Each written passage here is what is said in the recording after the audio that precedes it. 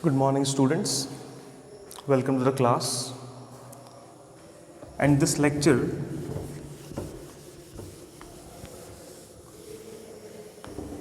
is for class 11th. This lecture is for class 11th.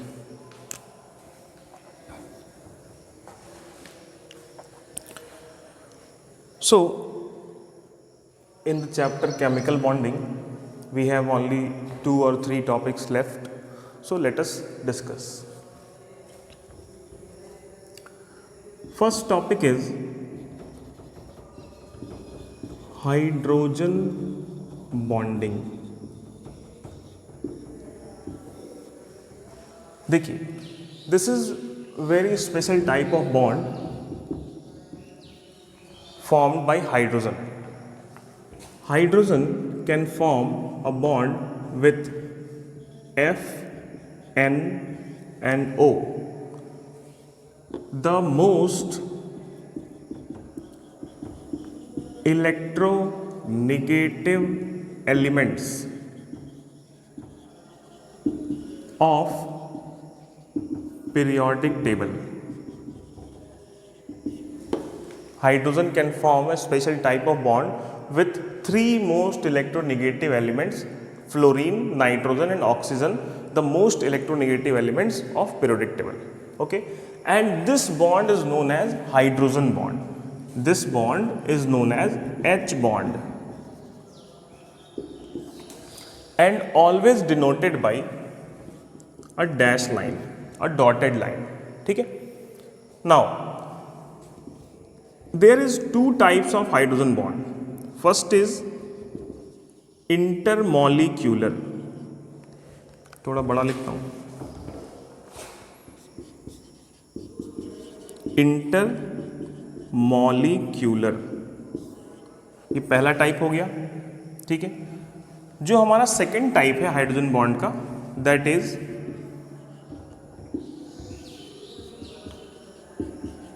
Intramolecular. ठीक है. Intermolecular and intramolecular. Okay. Now intermolecular and intramolecular hydrogen bonds are formed when H bond between 2 same or different species.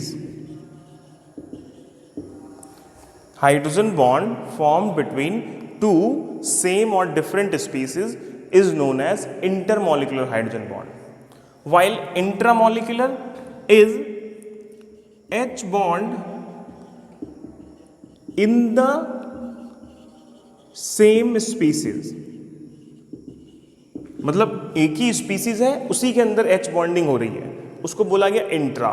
और अगर 2 species हैं, no matters वो similar है या different है, अगर 2 स्पीसीज हैं, दोनों सपोज दैट दोनों सिमिलर हैं, तो दोनों के बीच में अगर बॉन्डिंग होगी तो भी इंटरमॉलिक्यूलर. दोनों डिफरेंट हैं तो दोनों के बीच में अगर बॉन्डिंग होगी तब भी इंटरमॉलिक्यूलर. ठीक है. आइए एग्जांपल देखते हैं.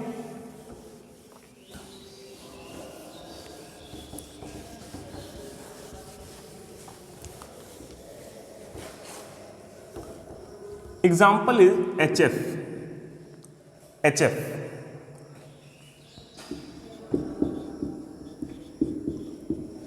There is 3 HF molecule and there is hydrogen bond between fluorine and hydrogen. This is the intermolecular hydrogen bond. Intermolecular hydrogen bond. ठीक है. देखो HF हो गया, ये HF हो गया, ये HF हो गया. अब तीनों क्या है, सेम स्पीसीज हैं लेकिन मॉलिक्यूल डिफरेंट है. तो different molecules of same species, इनके बीच में जो हाइड्रोजन बॉन्ड बना, that is intermolecular hydrogen bond. Now next one is intramolecular, like ortho nitrophenol. Orthonitrophenol के केस में, ठीक है। देखिए ऑर्थोनाइट्रोफिनॉल कैसा होता है, OH bond benzene ring bond NO2, ये ऑर्थोनाइट्रोफिनॉल का स्ट्रक्चर है, ठीक है। अगर इस स्ट्रक्चर को हम अच्छे से ड्रॉ करें थोड़ा इनलार्ज करके तो ऐसा हो जाएगा।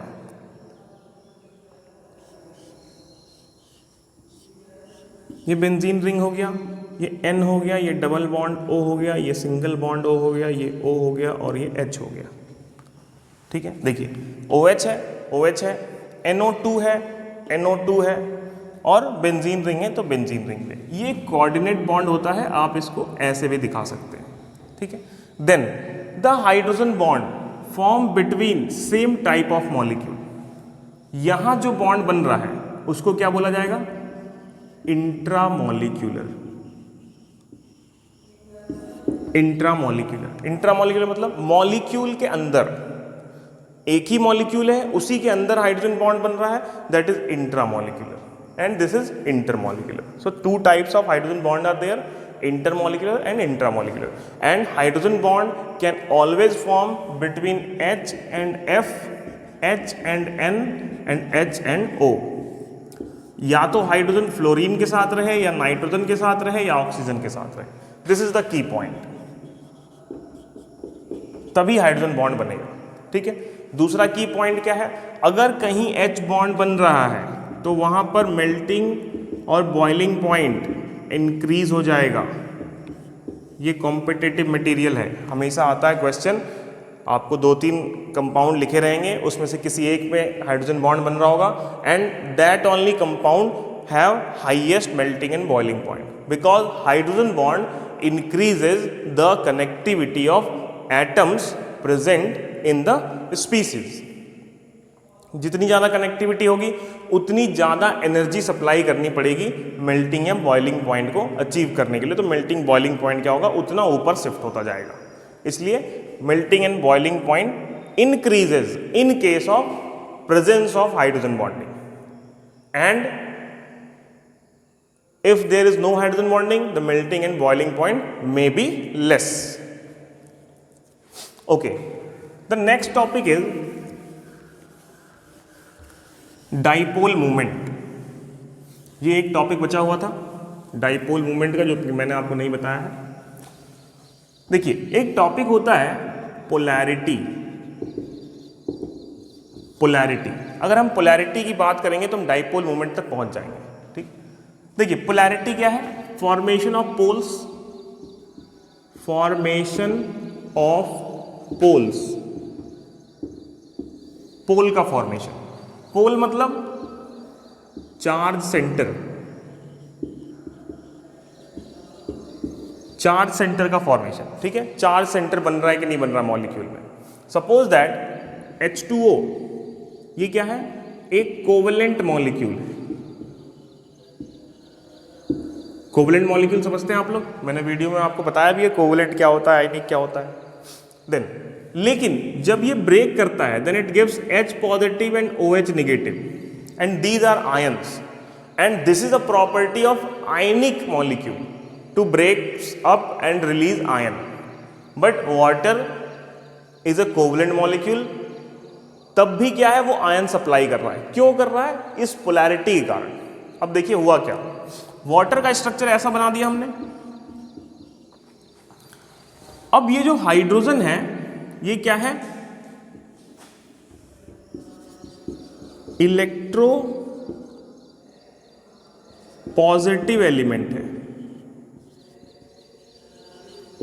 और ये जो ऑक्सीजन है ये क्या है, इलेक्ट्रो निगेटिव एलिमेंट है। Electro positive and electro negative आप लोग समझ सकते हैं क्योंकि आपने पीरियोडिक टेबल पढ़ा हुआ है। तो इलेक्ट्रो पॉजिटिव एलिमेंट क्या है कि ये हमेशा क्या करेगा, इलेक्ट्रॉन को लूज करने की टेंडेंसी दिखाएगा, इलेक्ट्रॉन को लूज करने की टेंडेंसी। और इलेक्ट्रोनेगेटिव एलिमेंट इलेक्ट्रॉन को गेन करने की टेंडेंसी दिखाएगा। और कौन सा इलेक्ट्रॉन, जो कि बॉन्ड में प्रेजेंट है। तो देखिए H O, यही स्ट्रक्चर होता है वाटर का हाइब्रिडाइजेशन के हिसाब से। अब देखिए क्या हुआ कि सिंस ये वाला पेयर इधर मूव कर गया तो क्या बन गया, H positive and OH negative. ठीक है, मूव करने से पहले जब तक पेयर मूव नहीं हुआ था तब तक क्या था, ऑक्सीजन उसको पुल कर रहा था। ऑक्सीजन जो है इस शेयर्ड पेयर ऑफ इलेक्ट्रॉन को अपने न्यूक्लियस की तरफ अट्रैक्ट कर रहा था। ठीक है, क्या बोला जाता है इलेक्ट्रोनेगेटिविटी का definition, the tendency of an atom to attract the shared pair of electron. तो ऑक्सीजन के पास वो टेंडेंसी है कि वो इस शेयर्ड पेयर ऑफ इलेक्ट्रॉन को अट्रैक्ट करे, तो वो कर रहा था। अब क्या हुआ कि उस कारण से इस हाइड्रोजन पे एक डेल्टा पॉजिटिव डेवलप हुआ और इस ऑक्सीजन पे एक डेल्टा नेगेटिव डेवलप हुआ। डेल्टा मतलब छोटा पॉजिटिव और छोटा नेगेटिव, जो कि एक्चुअल में रियल पॉजिटिव नहीं है लेकिन पॉजिटिव जैसा कैरेक्टर दिख रहा है, स्टार्ट हो गया दिखना। तो क्या हो गया, डेल्टा पॉजिटिव और डेल्टा नेगेटिव डेवलप हुआ। ठीक है, इस डेल्टा पॉजिटिव डेल्टा नेगेटिव की वजह से क्या हो गया, एक न्यूट्रल मॉलिक्यूल किस में चेंज हो गया, चार्ज मॉलिक्यूल में। एक न्यूट्रल मॉलिक्यूल जो है वो चार्ज मॉलिक्यूल में चेंज हो गया। ठीक है, अब चार्ज मॉलिक्यूल में चेंज हुआ तो क्या हो गया, उसके पास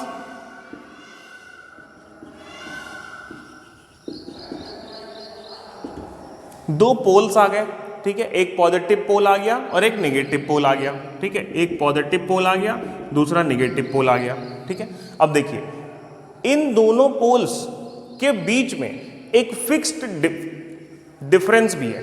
ठीक है, जैसे H bond O bond H, तो ये बॉन्ड लेंथ क्या है, ये फिक्स है, ये डेल्टा पॉजिटिव है, ये डेल्टा नेगेटिव है।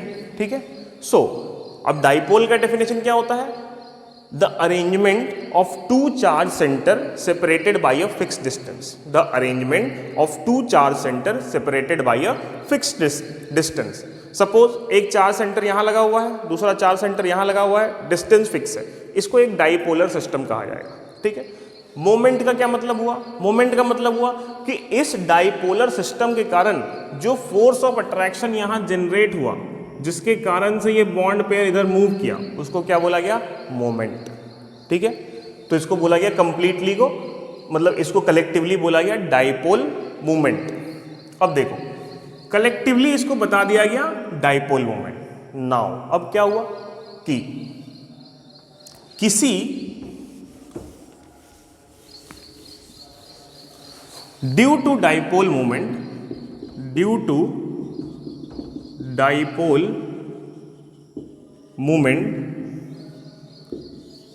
अ neutral molecule becomes charged.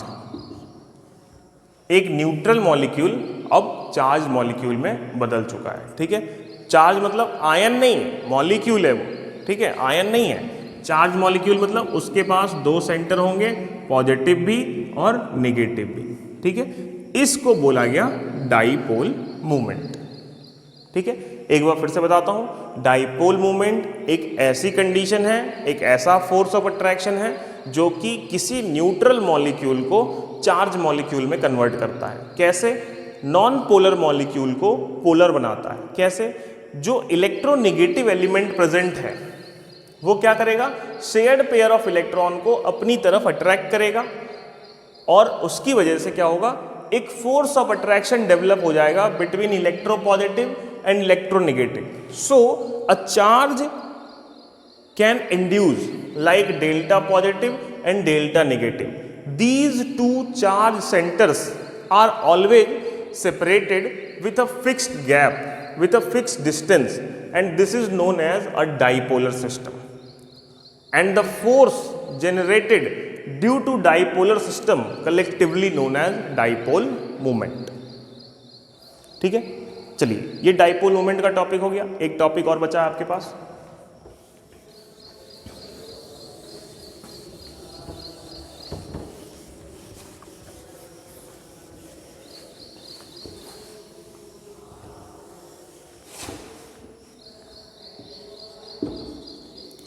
Resonance. ठीक है, देखिए रेजोनेंस क्या है? The phenomena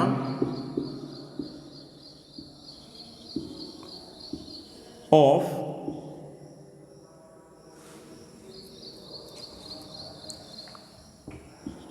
more than one possible structure of a molecule। ऐसा फिनोमिना जिसमें किसी मॉलिक्यूल के पास एक से ज़्यादा स्ट्रक्चर जो है वो पॉसिबल है, तो उसको क्या बोला गया? रेजोनेंस। ठीक है, अब देखिए रेजोनेंस के केस में एक क्या होता है? एक्चुअल स्ट्रक्चर होता है, एक होता है एक्चुअल स्ट्रक्चर और एक क्या होता है? Resonating structure. रेजोनेटिंग स्ट्रक्चर एक होता है एक्चुअल स्ट्रक्चर, एक होता है रेजोनेटिंग स्ट्रक्चर। ठीक है, देखिए मैं आपको पहले इसको एक एग्जांपल देता हूं, फिर आपको समझ में आएगा।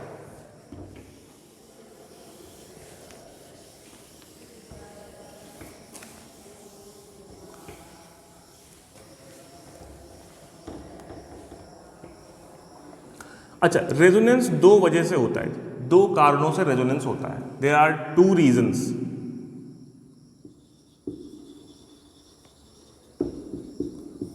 For resonance. First, presence of pi bond. Pi bond और पाई इलेक्ट्रॉन एक ही बात है। दूसरा, प्रेजेंस ऑफ चार्ज। चार्ज कौन सा? Negative charge. निगेटिव चार्ज मतलब सिंगल इलेक्ट्रॉन, पाई बॉन्ड मतलब दो इलेक्ट्रॉन। ठीक है, तो इसकी वजह से रेजोनेंस होता है। अब मैं एक एग्जांपल दिखाता हूं, तुरंत क्लियर हो जाएगा। देखो, लाइक O3, NCERT में भी दिया है इसका example. O bond O bond O, ठीक है, डबल बॉन्ड। ठीक है, ऐसा होता है O3 का स्ट्रक्चर जनरली। ठीक है, लेकिन अगर मैं इस ऑक्सीजन को 1 दे दूं नंबर, इसको 2 दे दूं और इसको 3 दे दूं, तो अगर ये स्ट्रक्चर पॉसिबल है तो ये स्ट्रक्चर भी तो पॉसिबल है। 1, 2 एंड 3। पहली बार में क्या था? ऑक्सीजन का जो डबल बॉन्ड था वो 1 और 2 के बीच में था। दूसरी बार में क्या हो गया? 2 और 3 के बीच में हो गया। ठीक है, एक और बना देते हैं। 1, 2 एंड 3। नहीं, देखिए दो ही स्ट्रक्चर इसके पॉसिबल है, इसके दो ही स्ट्रक्चर पॉसिबल है, एक तो ये, दूसरा ये। ठीक है, तो हमने क्या करा? इसके लिए एक ओवरऑल डिजाइन सोचा हमने, और ओवरऑल स्ट्रक्चर क्या बना?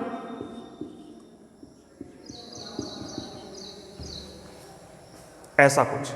ठीक है, क्यों बना? क्योंकि ऑक्सीजन कभी यहां पाई बॉन्ड बना रहा है, कभी यहां पाई बॉन्ड बना रहा है। मतलब इलेक्ट्रॉन क्लाउड इस रीजन में भी है, पाई इलेक्ट्रॉन क्लाउड इस रीजन में भी है। यहां भी पाई इलेक्ट्रॉन का क्लाउड है, यहां भी पाई इलेक्ट्रॉन का क्लाउड है। ठीक है, तो क्या करा? एक ओवरऑल स्ट्रक्चर बनाया गया ओजोन के लिए, जो कि ऐसा है। इसको बोला गया resonance. Possibility of more than one possible structure. Possibility of more than one structure for a single formula of compound is known as resonance. दूसरा एग्जांपल देखिए,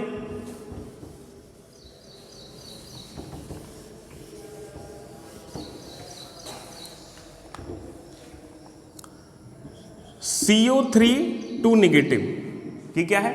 कार्बोनेट आयन है ये, कार्बोनेट आयन। पहले था ओजोन के लिए। देखिए कार्बोनेट आयन की बात करेंगे तो C double bond O bond O bond O, negative and negative. ठीक है, नंबर दे दो उसको, इसको फर्स्ट नंबर दे दिया, इसको सेकंड नंबर दे दिया, इसको थर्ड नंबर दे दिया। ठीक है, दूसरा क्या स्ट्रक्चर बन सकता है? C double bond O 1 2 and 3। पहले जो नेगेटिव चार्ज था वो पहले और तीसरे ऑक्सीजन पे था, first and third oxygen. Now this time it is on second and third oxygen.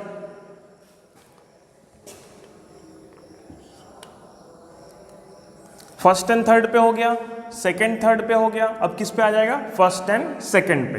तो थर्ड को ऐसा कर दिया हमने,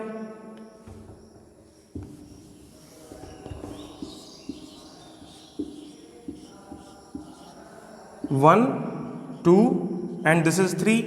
यहां एक नेगेटिव चार्ज है, एक नेगेटिव चार्ज यहां है, ठीक है। देखिए तीनों ही कार्बोनेट स्ट्रक्चर को डिनोट कर रहे हैं। एक C है, 3 O है, 2 नेगेटिव चार्ज है, तीनों स्ट्रक्चर सही है, ठीक है। तो कैसे सही है? क्योंकि ये एक रेजोनेंस स्ट्रक्चर है, ठीक है।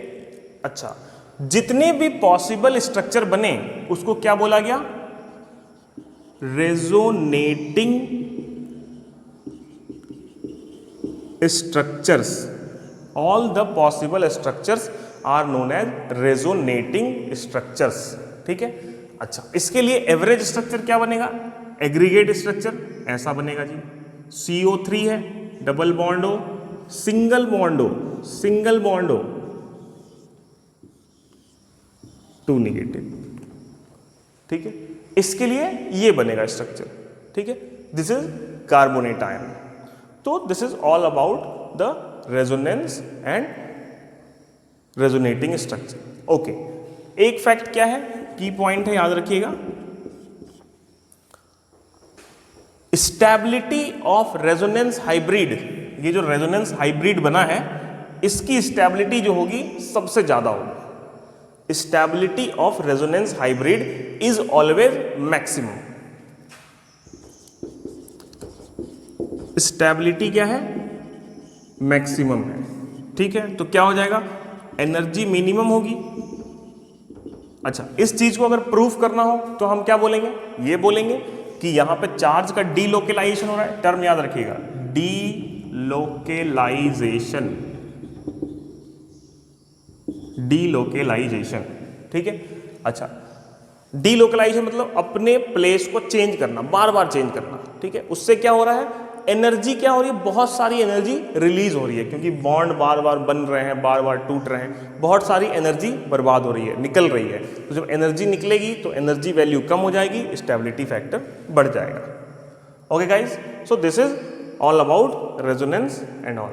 एंड ये सेम वीडियो आप मेरे यूट्यूब पर भी देख सकते हैं। Okay, thank you.